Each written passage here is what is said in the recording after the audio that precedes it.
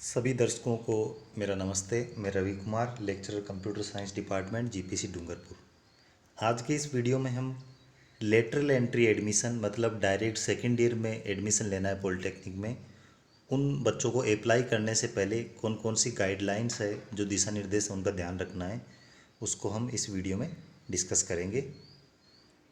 तो राजस्थान सरकार प्राविधिक शिक्षा निदेशालय राजस्थान जोधपुर, जो हमारा डिपार्टमेंट ऑफ टेक्निकल एजुकेशन है, इसको हम हिंदी में प्राविधिक शिक्षा निदेशालय भी बोलते हैं। पासवें प्रवेश पत्ती लेटरल एंट्री से पॉलिटेक्निक द्वितीय वर्ष या तृतीय सेमेस्टर में प्रवेश हेतु ऑनलाइन आवेदन पत्र भरने हेतु विस्तृत दिशा निर्देश। आप एक कॉपी और पेन लेके बैठिए और जो भी इम्पोर्टेंट है वो नोट करते रहिए। सबसे पहले तो हम ये देखेंगे कि जो प्रवेश हेतु जो रजिस्ट्रेशन होगा वो ऑनलाइन होगा, और इसके लिए सरकार का जो पोर्टल है hte.rajasthan.gov.in, इसके माध्यम से आप ऑनलाइन भर सकते हैं। दूसरा जो पोर्टल मैंने बताया था dte.rajasthan.gov.in, उससे भी भर सकते हैं। दूसरा पॉइंट है, आवेदक द्वारा भरी गई सूचना पूर्ण शिक्षण अवधि एवं उसके बाद भी उपयोगी होती है, अतः सूचना सावधानी से भरी जाए। आप जो भी सूचना भरेंगे, आपका नाम है, एड्रेस है, father's name, mother's name, mobile number, email ID, जितनी भी सूचनाएं भरेंगे आप, वो सावधानी से भरें। स्पेलिंग वगैरह की मिस्टेक नहीं करें। जैसे डेट ऑफ बर्थ है, मोबाइल नंबर वगैरह, बिल्कुल सारी चीज़ें करेक्ट होनी चाहिए। मोबाइल नंबर वही डालें जो आप डेली उपयोग में लेते हैं और आप आगे फ्यूचर में भी उसको काम में लेंगे, हमेशा उसमें रिचार्ज कराते हैं। ईमेल आईडी भी जो हमेशा आप यूज़ करते हैं, क्योंकि ये जो सूचनाएं हैं वो आगे भी आपके काम में आएंगी। जो आपने नेम यहाँ भर दिया, अगर उसमें स्पेलिंग मिस्टेक होगी तो आपके वो स्पेलिंग मिस्टेक चलती रहेगी फिर डॉक्यूमेंट्स में आगे, तो पूरी सावधानी रखनी है। तो फॉर्म में भरते टाइम एक बार भर दें डिटेल्स, उसके बाद में एक बार दोबारा उसको चेक करें, या मैं तो बोलता हूँ कि 2 बार चेक करें आप। इस सूचना को प्रवेश फीस, छात्रवृत्ति, परीक्षा अंक तालिका, प्रमाण पत्र इत्यादि समस्त कार्यों में उपयोग लिया जाना है।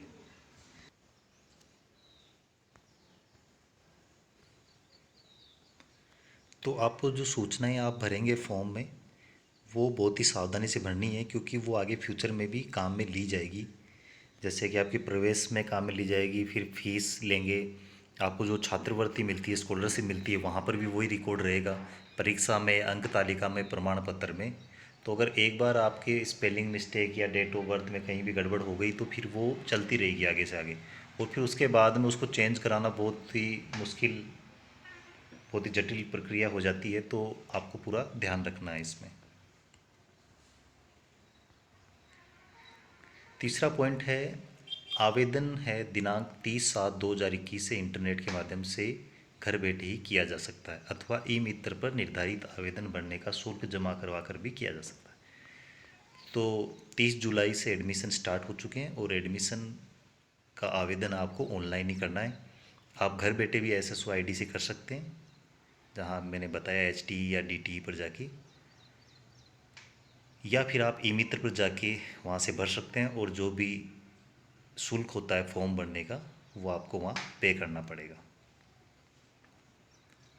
चौथा पॉइंट है, ऑनलाइन आवेदन पत्र आवेदन शुल्क ₹300 नॉन रिफंडेबल, इंटरनेट के माध्यम से घर बैठे या ई मित्र द्वारा दिनांक 20/8/2021 तक जमा किया जाएगा। तो जो आवेदन का शुल्क है ₹300, वो इंटरनेट के माध्यम से जमा होगा। आप घर बैठे भी कर सकते हैं या ई मित्र से भी कर सकते हैं, और इसकी लास्ट डेट रहेगी 20 अगस्त 2021, और ये रहेगा नॉन रिफंडेबल, मतलब ये आपको एक बार रसीद कटने के बाद में वापस नहीं मिलेगा। चाहे बाद में आपका मूड चेंज हो गया कि मेरे को तो अप्लाई नहीं करना है, कुछ भी हो, लेकिन एक बार जमा होने के बाद में वापस नहीं मिलेगा। आवेदन ऑनलाइन दिनांक 20/8 तक ही भरे जा सकते हैं। तो लास्ट डेट है वो 20 अगस्त है, ये ध्यान रखें आप। छठा पॉइंट, अभ्यर्थी ऑनलाइन आवेदन करने से पहले प्रवेश विवरणिका एवं सीट मैट्रिक्स का अवलोकन अवश्य कर लें। ठीक है, ये आगे की वीडियोज़ में बताऊंगा आपको। वेश जो प्रवेश विवरणिका है वो सीट मैट्रिक्स क्या होती है। सीट मैट्रिक्स में बताते हैं कि कौन कौन सी कॉलेज में कौन कौन सी ब्रांचेज में कितनी कितनी सीटें हैं, तो वो पूरा आप ध्यान रखें। ये विभागीय वेबसाइट पर है, या आप डाउनलोड कर सकते हैं, और मैं वीडियो में भी एक एक को एक्सप्लेन कर दूंगा। अभ्यर्थी इस तथ्य को ध्यानपूर्वक नोट करें कि ऑनलाइन आवेदन पत्र में उसके द्वारा सभी प्रविष्टियां सही अंकित की गई है। तो कॉलेज की जो प्रायोरिटीज़ देंगे आप, वरीयता देंगे, वो आप ऊपर से नीचे तक चलेंगे, और वो पूरा ध्यान रखना है कि आप किस बेसिस पर भाई आपको लगता है कि ये अच्छी कॉलेज है, मेरे को यहाँ एडमिशन लेना, और ये अच्छी ब्रांच है, इसमें लेना है, तो या फिर आपको लगता है कि मेरे नज़दीक है तो इस कॉलेज में एडमिशन लूँगा, इस ब्रांच में लूँगा, तो वो पूरा ध्यान से बढ़ना है। ऐसे बिना ध्यान के नहीं बढ़ना है कि कहीं दूर की कॉलेज आपने भर दी, उसके बाद में आप नहीं जा सकते, वहाँ दिक्कत होती है। आवेदन करने हेतु निम्न दस्तावेज प्रतियां तैयार रखें। तो ये इंपॉर्टेंट चीज़ है, आप नोट कर लीजिए कि आपको क्या क्या चीज़ें, कौन कौन सी प्रतियां या दस्तावेज आपको तैयार रखने हैं आवेदन करने से पहले। पहला है पासपोर्ट साइज फ़ोटो एवं सादा कागज़ पर सामान्य हस्ताक्षर। पासपोर्ट साइज फ़ोटो है आपकी, वो आपके पास होनी चाहिए, और उसकी सॉफ्ट कॉपी, क्योंकि स्कैन करके करेंगे हम, तो आप ई मित्र से करें तो ई मित्र वाला स्कैन कर लेगा, या फिर आप घर से करें तो आप आजकल मोबाइल में भी स्कैनर आता है, तो वहाँ से करके, और उसकी जो साइज़, जो भी आगे हम डिस्कस करेंगे कौन सी साइज़ रखेंगे कितने केबी की, वो आप कर सकते हैं कंप्यूटर पर या मोबाइल में।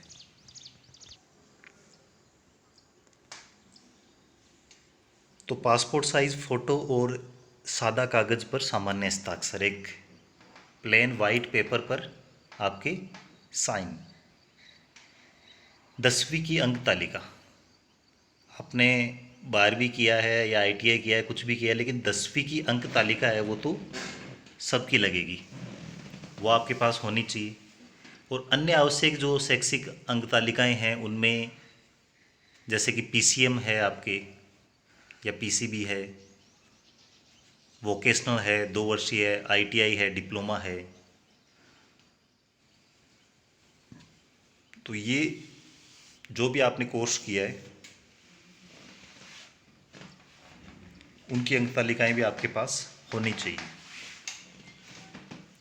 मूल निवास संबंधी दस्तावेज, यदि 10वीं राजस्थान के बाहर से की गई हो, अगर आपने 10th क्लास है वो राजस्थान से बाहर किसी दूसरे स्टेट से अगर पास की है, तो आपके पास मूल निवास प्रमाण पत्र भी होना चाहिए।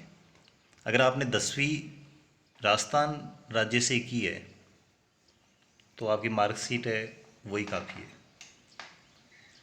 और अगर आप आरक्षण का लाभ लेना चाहते हैं, SC ST OBC में हैं, तो आपका जो जाति प्रमाण पत्र है वो आपके पास होना चाहिए। अगर आप TSP इलाके में हैं तो TSP का लाभ आप लेना चाहते हैं तो TSP का सर्टिफिकेट भी आपके पास होना चाहिए।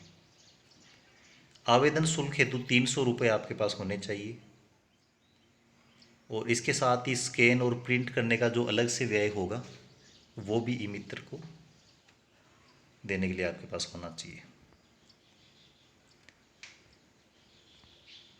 जब आप फॉर्म में इंफॉर्मेशन फीड करेंगे तो वहाँ पर जैसे कि 8 नंबर में दिखा रखा है, स्टार लगा रखा है, तो जहाँ जहाँ स्टार रहता है वो फील्ड्स होते हैं, वो मैंडेटरी होते हैं, वो सूचनाएं हैं, वो आपको भरना ज़रूरी होता है, आप उनको खाली नहीं छोड़ सकते हैं। अब ऑनलाइन आवेदन की प्रक्रिया है वो निम्न बिंदुओं में स्पष्ट की जा रही है। जो प्रथम चरण होगा रजिस्ट्रेशन प्रोसेस, पंजीयन प्रक्रिया, सबसे पहले हमें रजिस्ट्रेशन करना है। तो आवेदन करने से पूर्व अभ्यर्थी को अपना पंजीयन कराना आवश्यक है, और यह प्रक्रिया अत्यंत महत्वपूर्ण है। आवेदक द्वारा दी गई सूचना पूर्ण शिक्षण अवधि में काम आएगी, अतः यह चरण सावधानी से पूर्ण करें।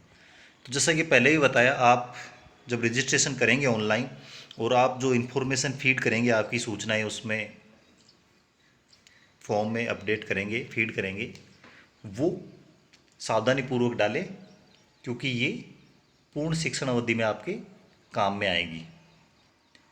आवेदन करने के लिए hte.rajasthan.gov.in पर एडमिशन 2021-22 पर जाने पर, ठीक है, तो hte.rajasthan.gov.in हम ब्राउज़र में डालेंगे या गूगल में डालेंगे तो हमारी वेबसाइट खुल जाएगी HTE की, वहाँ पर हम जाएंगे एडमिशन 2021-22। उस पर जाने के बाद में एडमिशन में हम सेलेक्ट करेंगे department of technical education. Department of technical education का ऑप्शन हम सेलेक्ट करेंगे और उसमें हम सेलेक्ट करेंगे पॉलिटेक्निक एडमिशन, और उसके बाद में हम जाएंगे लेटरल एडमिशन। ठीक है, तो ये स्टेप बाय स्टेप चलना है। ht.rajasthan.gov.in पर जाना है, उसमें जाना है, फिर वेबसाइट में खूब सारे ऑप्शंस रहते हैं। हम आगे के वीडियो में इसको ओपन करके भी देखेंगे प्रैक्टिकली। उसमें एडमिशन 2021-22 पर जाना है, फिर एडमिशन में जाना है, डिपार्टमेंट ऑफ टेक्निकल एजुकेशन में जाएंगे, फिर पॉलिटेक्निक एडमिशन में, फिर लेटरल एडमिशन में, ऐसे स्टेप बाय स्टेप चलेंगे। डाउनलोड एवं हाईलाइट में महत्वपूर्ण सूचनाएं प्रदर्शित की गई है का सावधानीपूर्वक अवलोकन करें। तो जो सूचनाएं हैं हाईलाइट हो रही है उनको डाउनलोड करें आप और उनको ऐसे पढ़ें। यदि आवेदक अपना आवेदन स्वयं भरना चाहता है तो वह क्लिक हियर पर एसएसओ पर क्लिक करें तथा एसएसओ आईडी बनाकर पंजीयन करें। ई मित्र से फॉर्म भरने के लिए एसएसओ आईडी की आवश्यकता नहीं रहेगी। तो या तो एक तरीका है कि आप ई मित्र पर जाइए और ई मित्र से अप्लाई कर दीजिए, या फिर आप खुद घर बैठे अप्लाई करना चाहते हैं तो यहाँ पर क्लिक हियर फॉर एसएसओ पर जाएंगे, और अगर आपकी एसएसओ आईडी बनी हुई है पहले से तो ठीक है, नहीं तो आपको एक एसएसओ आईडी बनानी होगी। एसएसओ आईडी कुछ भी नहीं है, जैसे हम ईमेल आईडी बनाते हैं वैसे ही एसएसओ की साइट पर जाके एक आपको अपनी आईडी जनरेट करनी है। घर बैठे खुद से करेंगे तो आपके जो ई मित्र का खर्चा है वो बच जाएगा। और आजकल तो स्कैन करने की सुविधा भी आपके पास मोबाइल है, मोबाइल में आजकल स्कैनर आते हैं अलग अलग, उनसे स्कैन कर सकते हैं, फ़ोटो की साइज़ कम ज़्यादा कर सकते हैं। और अगर आपसे नहीं हो पा रहा है तो आप ई मित्र से करवा सकते हैं। आवेदक द्वारा अपना आवेदन स्वयं भरने की अवस्था में एसएसओ आईडी के डैशबोर्ड से, अगर आप खुद भर रहे हैं तब क्या करना है, एसएसओ आईडी का जो डैशबोर्ड है वहाँ से आप जाएंगे, एचटी का लोगो दिखेगा आपको, उस पर क्लिक करेंगे। लॉगिन स्क्रीन पर ऑर्गेनाइजेशन डीटी और उसके पश्चात एप्लीकेशन डीटी एडमिशन, फिर इंजीनियरिंग लेटरल पर क्लिक करेंगे और कंटिन्यू बटन दबाएंगे। स्टेप बाय स्टेप चलेंगे। एसएसओ आईडी ओपन की, एचटी लोगो पर गए, लॉगिन स्क्रीन पर ऑर्गेनाइजेशन डीटी लिखा हुआ है, उसके अंदर जाएंगे, एप्लीकेशन आएगा, डीटी एडमिशन, उसके बाद में लेटरल, इंजीनियरिंग लेटरल और फिर कंटिन्यू। अगली स्क्रीन है वो एप्लीकेंट के सम्मुख रेडियो बटन का चयन करें। आवेदन करने के लिए आवेदक का नाम, पिता का नाम, माता का नाम, जन्म तिथि, सेकेंडरी परीक्षा के अंक तालिका के आधार पर स्वयं को पंजीकृत करें। तो जो आप इन्फॉर्मेशन फीड करेंगे, आपका नाम, पिता का नाम, माता का नाम, जन्म तिथि, वो सब जानकारी है वो हमें सेकेंडरी की जो 10वीं की मार्कशीट है उससे देख के ही भरना है। अपना वही मोबाइल नंबर लिखें जिस पर आप प्रवेश संबंधी सूचनाओं का आदान प्रदान करना चाहते हैं। तो आपका जो मोबाइल है आपका खुद का नंबर है जिसको आप हमेशा सिम एक्टिवेट है आपकी रिचार्ज करवाते हैं, वही आप नंबर उसमें डालें ताकि आपको टाइम टू टाइम जो भी सूचनाएं हैं वो मैसेज के द्वारा भी भेजते रहते हैं, तो आप अपडेट रहेंगे। अपनी कैटेगरी ए आरक्षण श्रेणी जनरल ओबीसी एससी एसटी की स्थिति ड्रॉप डाउन मेन्यू द्वारा अंकित करें तथा सबमिट बटन पर क्लिक करें तथा प्रविष्टियाँ सेव करने के लिए कन्फर्म बटन पर क्लिक करें। तो जो आरक्षण की श्रेणी है, जो भी आप जनरल ओबीसी एससी एसटी से बिलोंग करते हैं, वहाँ ड्रॉप डाउन मेन्यू से सिलेक्ट करें। रजिस्ट्रेशन प्रक्रिया पूरी होने पर आप द्वारा दिए गए mobile number unique registration number का संदेश प्राप्त होगा। जैसे आपने कंफर्म किया, यहाँ पर आपका रजिस्ट्रेशन हो गया और आपने जो मोबाइल नंबर दिया है उस पर एक मैसेज आएगा और उसमें आएगा आपका यूनिक रजिस्ट्रेशन नंबर। पंजीकृत अभ्यर्थी रजिस्ट्रेशन पेज पर लॉगिन करके आवेदन भरेगा। अब जो अभ्यर्थी जिसने रजिस्ट्रेशन करा दिया है, पंजीकरण करा दिया है, वो रजिस्ट्रेशन पेज पर जाएगा और वहाँ पर लॉगिन करेगा। लॉगिन के लिए आपका यूनिक रजिस्ट्रेशन नंबर आपको मोबाइल नंबर पर प्राप्त हो चुका है। स्वयं आवेदन भरने की अवस्था में एसएसओ आईडी का उपयोग कर आवेदन भरने के लिए पुनः लॉगिन किया जाएगा। ई मित्र से आवेदन करने की अवस्था में यूनिक रजिस्ट्रेशन नंबर का उपयोग कर पुनः लॉगिन किया जाएगा। दूसरा जो चरण है उसमें होगा आवेदन पत्र एवं ऑप्शन फॉर्म भरना। आवेदक की सुविधा के लिए आवेदन पत्र को विभिन्न हिस्सों टैब्स में बांटा गया है जिसका विवरण निम्नानुसार है। आवेदक विभिन्न टैब्स में वांछित जानकारी भरकर अपना आवेदन पूर्ण करेगा। तो हमें कोई दुविधा नहीं हो, सुविधा हो, इसके लिए फॉर्म हाउस को एक जगह नहीं रखा गया, अलग अलग टैब्स बनाए गए हैं और छोटे छोटे टुकड़ों में विभिन्न हिस्सों में उसको बांट दिया गया है। जो टैब है लास्ट क्वालिफाइंग एग्जाम, उसमें भरना है सेकेंडरी परीक्षा के अंक तालिका के अनुसार समस्त प्रविष्टियाँ पूर्ण करेंगे। जिन आवेदकों ने सीनियर सेकेंडरी की परीक्षा पूरक परीक्षा द्वारा उत्तीर्ण की है या अंकों में सुधार करके उत्तीर्ण की है तथा उन्हें सम्मिलित एक ही अंक तालिका जारी हुई है, वे उसी के अनुसार तालिका में अंक भरें तथा अपियर्ड फॉर सप्लीमेंट्री इम्प्रूवमेंट के आगे यस करके उसी अंक तालिका के रोल नंबर व वर्ष भरते हुए विषय का विवरण देवें। एक से अधिक विषय होने पर एड मोर कर लें। तो जिन लोगों ने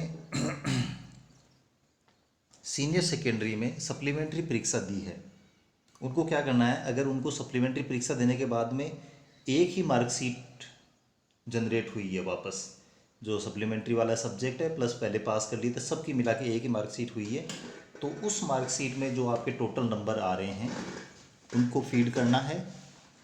और इसमें ऑप्शन है अपियर्ड फॉर सप्लीमेंट्री इम्प्रूवमेंट, इसके आगे यस पर टिक करना है हमें।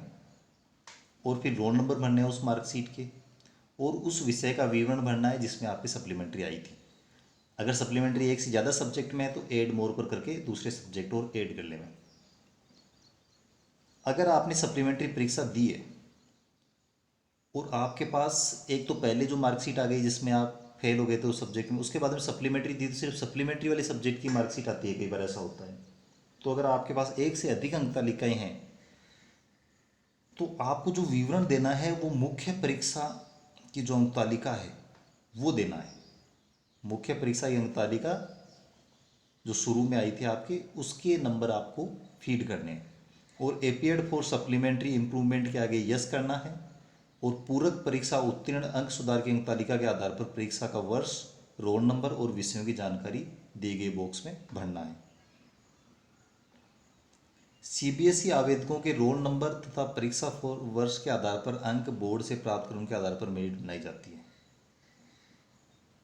ऐसे आवेदक निम्नानुसार सीजीपीए भरें।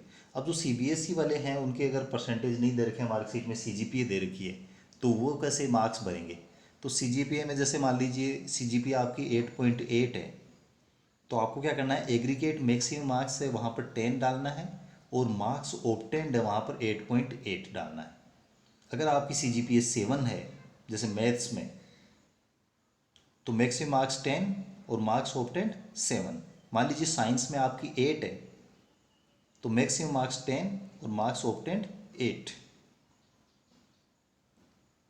और ऐसे जो सीबीएसई आवेदक जो सीजीपीए प्रणाली से पूर्व पहले जैसे सीबीएसई में भी परसेंटेज आते थे, तो वो तो फिर जैसे 21-22 नंबर पॉइंट में दिखा रखा है जैसे राजस्थान बोर्ड वाले भरेंगे वैसे ही अपने अंक भर सकते हैं, उनकी तो कोई दिक्कत ही नहीं है। अभ्यर्थी पासवे प्रवेश के लिए ड्रॉप डाउन से सीनियर सेकेंडरी, डिप्लोमा, आईटीआई में से एक का चयन करके आवश्यक विवरण भरें। अब ड्रॉप डाउन में से आपको सेलेक्ट करना है कि भाई आप एडमिशन ले रहे हो डायरेक्ट सेकेंड ईयर में, तो उसके लिए अलग अलग क्राइटेरिया एलिजिबिलिटी आपने क्या कर रखा है। अगर आपने सीनियर सेकेंडरी किया तो वो सेलेक्ट कर लो, अगर आपने पहले से डिप्लोमा कर रखा है उसके बेसिस पर ले रहे हो सेकेंड ईयर में तो वो कर लो, अगर आपने आईटीआई कर रखी है उसके बेसिस पर ले रहे हो तो आईटीआई सेलेक्ट करो। तो जो भी आपने कोर्स किया है वो आप सेलेक्ट करेंगे। अभ्यर्थी यदि सीनियर सेकेंडरी, डिप्लोमा, आईटीआई में से एक से ज़्यादा में उत्तीर्ण है तो एड मोर पर जाकर संबंधित विवरण भरें। अब कई बार ये होता है कि आपने एक से ज़्यादा कोर्सेज कर रखे हैं, आपने सीनियर सेकेंडरी भी कर रखी है और आईटीआई भी कर रखी है, तो आप एड मोर पर जाके दूसरा ऑप्शन है उसको भी आप विवरण में भर सकते हैं। उसके बाद में एक टैब है पर्सनल डिटेल, उसमें स्टूडेंट नेम है वो पंजीयन पेज से प्राप्त होगा, नहीं भरना है। ठीक है, आपने जो पंजीकरण किया था, रजिस्ट्रेशन किया था, वहाँ से स्टूडेंट नेम ऑटोमेटिकली आ जाएगा और आपको भरने की ज़रूरत नहीं है। फादर्स नेम भी नहीं भरना है आपको, मदर्स नेम भी नहीं भरना है। हिंदी में प्रविष्टियाँ आवेदक द्वारा टाइप करनी होगी, अंग्रेजी में स्पेलिंग टाइप कर स्पेस देने पर वह स्वतः ही हिंदी में परिवर्तित हो जाएगी। तो इसमें हिंदी में भी आपको नाम वगैरह भरने होते हैं। इसके लिए आपको क्या करना है, अंग्रेजी में स्पेलिंग टाइप करो और स्पेस देंगे तो अपने आप वो हिंदी में कन्वर्ट हो जाएगा। कई बार होता है कि वो आपका जो हिंदी में नाम है बिल्कुल वैसा नहीं आ रहा है, कुछ मात्रा वगैरह ऊपर नीचे आ रही, तो ऑप्शन हेतु क्या करेंगे, 2 बार बैक स्पेस का बटन दबाएंगे। उससे क्या होगा कि उसमें 3-4 ऑप्शन दिख जाएंगे, उसमें से आप सेलेक्ट कर लेना कि आपका कौन सा सही है नाम ग्रामर के हिसाब से। और नाम और उपनाम के बीच में स्पेस रखना है। जैसे किसी का नाम है सुरेश कुमार, तो सुरेश स्पेस कुमार ऐसे रखना है, ये तो सबको पता ही होगा।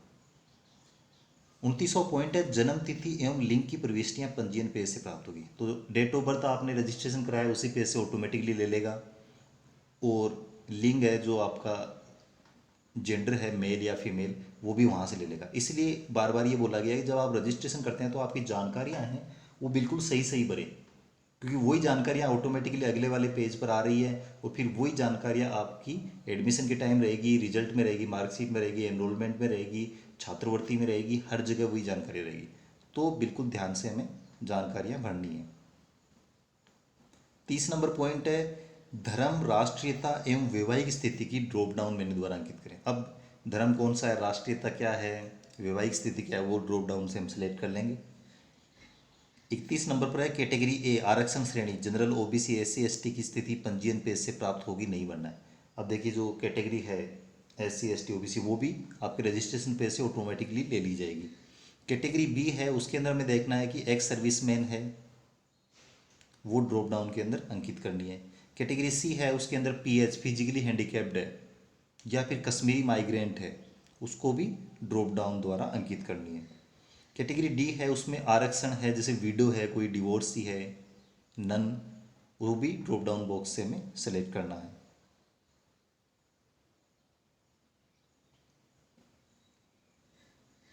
ठीक है, यहाँ विडो का मतलब विधवा हो गई, डिवोर्सी तलाकशुदा, और कुछ भी नहीं है तो नन करना है। कैटेगरी ई है उसमें सिंगल मदर डिपेंडेंट होने पर यस ड्रॉप डाउन मेन्यू द्वारा अंकित करना है। अगर कोई स्टूडेंट है वो सिंगल मदर डिपेंडेंट है, मतलब उसका फादर अभी नहीं है इस दुनिया में, उनकी माता जी अकेले ही पालन पोषण कर रही हैं, तो ड्रॉप डाउन द्वारा अंकित करेंगे। ठीक है, सिंगल मदर डिपेंडेंट या तो फादर एक्सपायर हो गए वो भी हो सकता है, या फिर पेरेंट्स का डिवोर्स होने की हालत में भी अगर मदर अकेली लालन पालन कर रही है बच्चे का, तो वो भी सिंगल मदर डिपेंडेंट ही हो गया आई थिंक। 36 नंबर है प्रीफरेंशियल कैटेगरी प्राथमिकता श्रेणी हेतु राजस्थान के मूल निवासी 1A, 1B, 1C, 1D, 1E भरें, अन्य राज्य के अभ्यर्थी 2 भरें। तो प्रीफरेंशियल कैटेगरी है उसमें जो राजस्थान के निवासी है वो अपने हिसाब से देख लेंगे कौन सी कैटेगरी में 1A, 1B ये सेलेक्ट करेंगे, और अगर कोई राज्य दूसरे अभ्यर्थी का है, राजस्थान के बाहर का रहने वाला, वो एडमिशन लेना चाहता है राजस्थान में, तो वो 2 नंबर भरेगा। 37 नंबर है are you tribal area resident, ST आरक्षण श्रेणी के अभ्यर्थी यदि टीएसपी एरिया से हैं तो यस अंकित करें। अगर आप एसटी में हो और आप टीएसपी एरिया में रहते हो तो आपको क्या करना है, यस अंकित करना है। साथ ही जिले, तहसील और गांव का नाम भी भरना है, और साथ ही आपको टीएसपी का सर्टिफिकेट भी तैयार रखना है, तभी आप माने जाओगे। टीएसपी का सर्टिफिकेट है वो हर जगह एडमिशन के टाइम हर जगह आपको रखना है। फिर इसके बाद में एड्रेस डिटेल है। अच्छा, साथ में जो आपके सर्टिफिकेट वगैरह हैं उनकी क्या 3-4 हर एक जो सर्टिफिकेट है, मार्कशीट है, डॉक्यूमेंट्स है, उनकी 3-3, 4-4 फोटो कॉपी जरूर करवा के रख लें, और साथ ही मोबाइल से या आपके पास स्कैनर है तो उससे स्कैन करके आपके मोबाइल में, कंप्यूटर में उसकी सॉफ्ट कॉपी जरूर रखें, अच्छे से स्कैन करके सही से उनको इमेज के फॉर्मेट में और पीडीएफ फॉर्मेट में उसको सेव करके रखें कि ये आपके बार बार चीज़ें काम में आएंगी, छात्रवृत्ति के लिए आवेदन करेंगे तब आएगी, ये जगह जगह काम में आएगी। और ये आपको रखना इसलिए ज़रूरी है क्योंकि आपके ओरिजिनल डॉक्यूमेंट्स हैं वो 1 साल के लिए कॉलेज में जमा हो जाएंगे। ओरिजिनल डॉक्यूमेंट्स 1 साल के लिए कॉलेज में ही रहेंगे, इसलिए आपके पास ये सॉफ्ट कॉपी और एक्स्ट्रा जो जेरोक्स कॉपी है वो रहना ज़रूरी है। और आपका जो माइग्रेशन है या फिर किसी का गैप हो जाता है, जब एडमिशन ले रहे हैं उससे पहले, मान लीजिए 12वीं 1 साल पहले ही पास कर ली थी, आईटीआई 1 साल पहले कर ली थी, 1 साल का गैप हो गया, कोरोना के कारण या जैसा भी ये गैप हो गया, तो एक गैप प्रमाण पत्र भी आपको बनवाना होता है। वो गैप प्रमाण पत्र और माइग्रेशन ये दोनों ओरिजिनल डॉक्यूमेंट्स जोधपुर भेज दिए जाते हैं, तो ये तो आपको वापस नहीं मिलेंगे। हाँ, साथ में बच्चों को ध्यान रखना है कि 12वीं पास कर ली है तो अपना माइग्रेशन सर्टिफिकेट अपने स्कूल से ज़रूर प्राप्त कर लें, वो आपको यहाँ पर देना पड़ेगा कॉलेज में। एड्रेस में क्या करना है, आवेदक अपने निवास का पूर्ण पता, गांव का नाम, तहसील, जिला, राज्य एवं पिन कोड की प्रविष्टियां पूर्ण करें एवं जानकारी सेव करें। अदर डिटेल्स में आएगा अपने आवास क्षेत्र एवं परिवार की आय का विवरण भरना आवश्यक है, तो आपके परिवार की आय है वो भी भरना जरूरी है। इसके अतिरिक्त सावधानी पूर्वक ईडब्ल्यूएस कैटेगरी है, अभी ईडब्ल्यूएस इकोनॉमिकली वीकर सेक्शन है, उसके लिए भी 10% आरक्षण कर दिया गया है, तो वो भी अगर आप ईडब्ल्यूएस में आते हैं तो वो भी भरे। कोई जनरल का स्टूडेंट है और उसकी आय है वो जो भी लिमिट बता रखी है 8 लाख या 10 लाख जो भी है उससे कम है, उसके पास सर्टिफिकेट है आय का, तो ईडब्ल्यूएस में अगर आता है तो ईडब्ल्यूएस भरें ताकि आपको इसका फ़ायदा मिलेगा। आर्थिक रूप से पिछड़े अभ्यर्थियों के अभिभावकों के सभी स्रोतों से कुल वार्षिक आय रुपये 8 लाख से कम होनी चाहिए। हाँ, तो अगर आप जनरल में हैं और आपके पेरेंट्स हैं, उनकी सभी स्रोतों से मिला के जो कुल एक साल की एक वर्ष की आय है वो 8 लाख से कम है, तो आप ईडब्ल्यूएस में आएंगे और आपको आरक्षण का फ़ायदा मिलेगा जो 10% ईडब्ल्यूएस के लिए है। उसके बाद में डॉक्यूमेंट्स जो रिक्वायर्ड है उनका टैब है, उसमें क्या करना है, फोटोग्राफ। आवेदक अपनी पासपोर्ट साइज नवीनतम रंगीन फोटो तथा हस्ताक्षर को जेपीजी, जीआईएफ या पीएनजी फाइल फॉर्मेट में 20 केबी से लेकर 50 केबी तक स्कैन कर अपलोड करें। तो आपकी जो फ़ोटो है और आपके हस्ताक्षर है उनको आपको फ़ोटो लेना है, उसका जेपीजी, जीआईएफ या पीएनजी फॉर्मेट में हो सकता है, और उसकी साइज़ रहेगी 20 केबी से लेकर 50 केबी के बीच में। तो 20 से 50 केबी के बीच में उसका साइज़ होना ज़रूरी है, इससे कम या ज़्यादा होने पर अपलोड नहीं कर पाएंगे। सिग्नेचर, आवेदक काले पेन से किए गए अपने हस्ताक्षर को JPG, GIF, PNG file format में 20 केबी से 50 केबी तक स्कैन कर अपलोड करें। तो आपके आवेदक के जो साइन हस्ताक्षर है वो आपको काले पेन से करने हैं और उसको भी फ़ोटो की तरह स्कैन करके 20 से 50 केबी के बीच में उसकी साइज़ रखनी है। कैटेगरी सर्टिफिकेट है जो ABCD या प्रीफरेंशियल कैटेगरी है उसके लिए जो आवश्यक दस्तावेज है उनको भी आप स्कैन कर लें, और उनकी जो साइज़ रहेगी वो 100 KB से 150 KB तक रहेगी। ठीक है, तो फ़ोटो और साइन है इनकी तो साइज़ रहेगी 20 KB से 50 KB तक, और बाकी जो दस्तावेज है दूसरे उनकी रह सकती है 100 KB से 150 KB। फ़ोटो और साइन है वो हमारे इमेज फॉर्मेट में रहेंगे, फ़ोटो में रहेंगे, और जो सर्टिफिकेट्स है दूसरे वो इमेज फॉर्मेट के साथ आप PDF फॉर्मेट है तो उसको भी आप अपलोड कर सकते हैं। कैटेगरी B है जो एक्स सर्विसमैन है उसके लिए PPO, डिस्चार्ज डायरी इत्यादि का 3-4 कागज़ एक साथ एक फाइल में PDF फॉर्मेट में अपलोड करें। तो अगर आप एक्स सर्विसमैन का जो फ़ायदा लेना चाहते हैं तो इसके लिए PPO, डिस्चार्ज डायरी इत्यादि है वो जो भी 3-4 कागज़ है उनकी एक PDF बना लें, उसको अपलोड करें। सेकेंडरी परीक्षा की अंक तालिका को अपलोड करें, जो 10वीं की मार्कशीट है उसको आपको अपलोड करना है, और यदि पूरक परीक्षा उत्तीर्ण या अंक सुधार में से एक से अधिक अंक तालिकाएँ हो तो सभी को अपलोड करें। अगर आपके सप्लीमेंट्री एग्ज़ाम आई है या फिर आपने किसी सब्जेक्ट का वापस कॉपियाँ चेक कराई है तो एक से ज़्यादा अगर मार्कशीट है तो उनको सबको आप अपलोड करें। Senior secondary PCM, senior secondary vocational की अंक तालिका स्कैन अधिकतम 150 KB साइज तक कर अपलोड करें। यदि पूरक परीक्षा श्रेणी सुधार है तो उनकी अंक तालिकाएँ भी अपलोड करें। 12वीं की जो मार्कशीट है आपकी वो भी आपको अपलोड करनी है, साइज़ का ध्यान रखना है, 100 से 150 KB तक होनी चाहिए। यदि अभ्यर्थी 10वीं के बाद 2 वर्षीय ITI उत्तीर्ण है तो उसकी अंक तालिका स्कैन कर PDF फाइल फॉर्मेट में अपलोड करें। ITI किया आपने 10वीं बाद में तो उसकी भी अंक तालिका अपलोड करनी है। यदि अभ्यर्थी COE/MITI है तो संबंधित अंक तालिका एवं आवश्यक ट्रेनिंग प्रमाण पत्र स्कैन कर अपलोड करें। रंगीन पासपोर्ट साइज फोटो तथा सामान्य हस्ताक्षर की फाइल का साइज 20 से 50। फोटो है वो रंगीन होनी चाहिए, कलर होनी चाहिए, और फोटो और जो हस्ताक्षर है उनकी फाइल का साइज हो सकता है 20 से 50 KB, और सिर्फ इमेज फॉर्मेट, PDF में नहीं चलेगा। और अन्य जो स्व सत्यापित दस्तावेज है उनके लिए फाइल का साइज रहेगा 100 KB से लेकर 150 KB, और ये PDF फॉर्मेट में भी चलेंगे। उसके बाद में प्रीव्यू का टैब आएगा। प्रीव्यू के अंदर क्या है, आपने जो भी इंफॉर्मेशन फीड की है उनको आप देख सकते हो सबमिट करने से पहले।